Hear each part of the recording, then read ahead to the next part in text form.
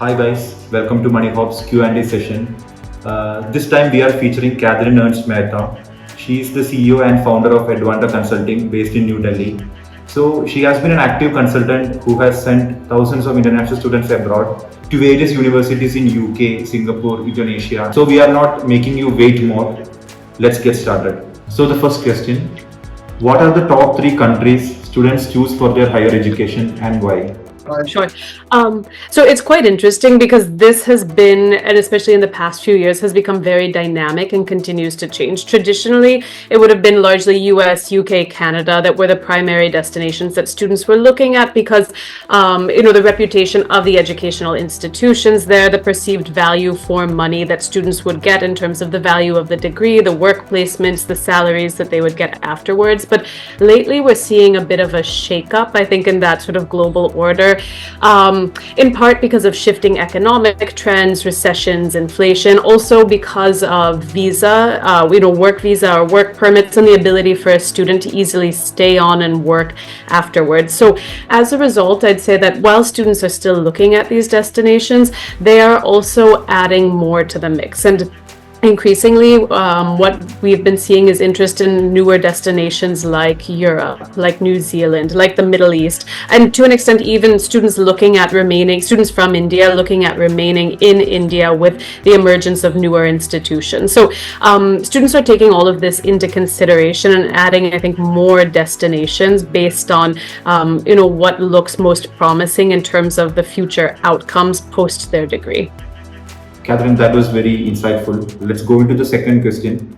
So what should students consider when they are selecting a particular country or university for their higher education? Absolutely. So I think thinking about what's going to be the right fit is important, but also not just the fit for who a student is right now as they're graduating from high school, but also what is going to be the best fit for a student's long-term goals. So if a student knows that they want to go into a certain career pathway, does the university have, strong support and resources? Are they really known for their majors and for the options and the outcomes for students in those particular career pathways? So I think for a student to have a sense of what they want to do or what area they want to be able to work in when they graduate, and then checking about, the university's reputation, resources, what they have as far as courses and majors in those particular pathways.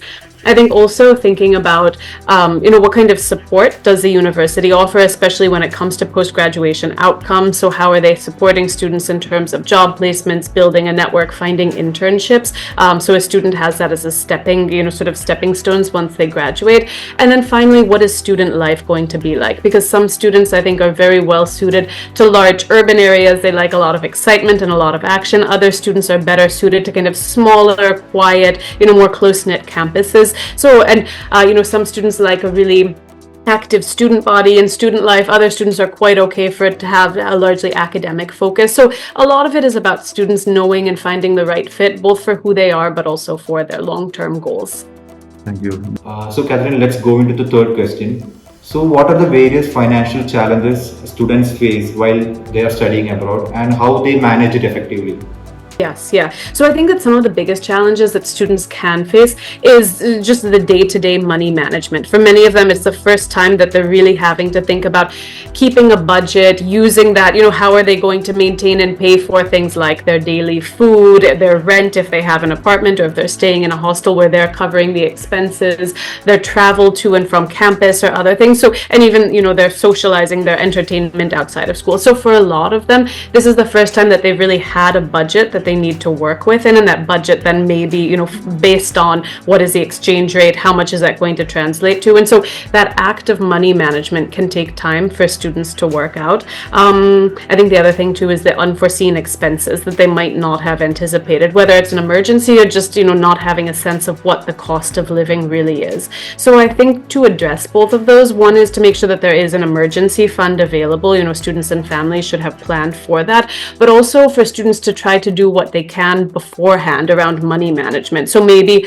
for a few months prior, they have a budget that's set for themselves and they try to work and live within that before they go to university, or understanding, doing some research to understand what is the exchange rate, what do the expenses really look like, what would be a realistic student budget for me while I'm there. So that foresight, that planning, and that practice, as well as the emergency fund, I think would be helpful. So let's move on to the fourth question.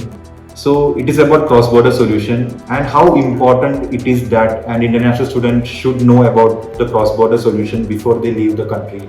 Because all their living expenses, university payments, everything has to be sent from India to their respective university. So can you shed some light on that? Yeah, absolutely. And I think that this is really essential because students don't want to be left in a position, nor do parents, where they realize that they don't have a way to transfer the money. It's stuck somehow and they need it urgently. So that's something that one would want to avoid at all costs. So I think a couple of considerations when thinking about that is ease of use. Is it going to be very easy to log on to use for both the person receiving the money as well as the person transferring the money? You wouldn't want it to be a situation where the student knows how to use it, but a parent or a grandparent does not, and it's challenging, and the money isn't able to flow easily. I think also thinking about any fees, charges, what the exchange rate is going to be. So really making sure that there aren't a lot of hidden fees and expenses where the total that is sent is very different than the total that actually reaches the student. So being aware of those and finding one where those fees are minimized, where the exchange rate is fair and at market rate. And then I think just knowing and understanding the time. Obviously the faster the better. So if it's something that's instant or near instant to reach the student would be important. I think those would be the considerations. So Katherine, can you give 3 tips that helps international students to quickly and comfortably settle abroad?